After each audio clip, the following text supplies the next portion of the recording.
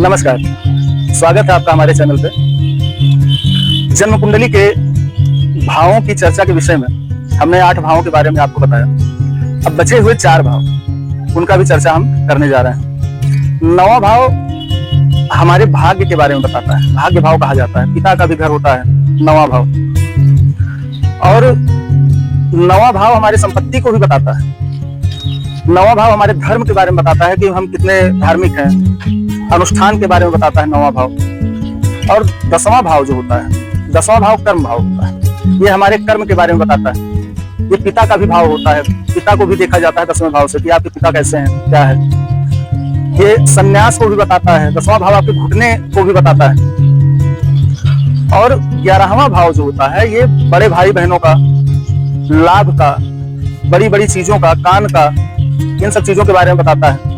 लाभ की स्थिति आपके जीवन में क्या है, ये बताता है। और 12वां भाव होता है खर्चे का घर। 12वें भाव से खर्चा देखा जाता है, विदेश यात्रा भी देखा जाता है।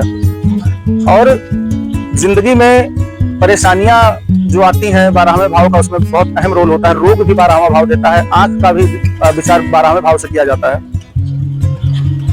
12वां भाव कोर्ट, कचहरी, कानून, इसको भी डिनोट करता है।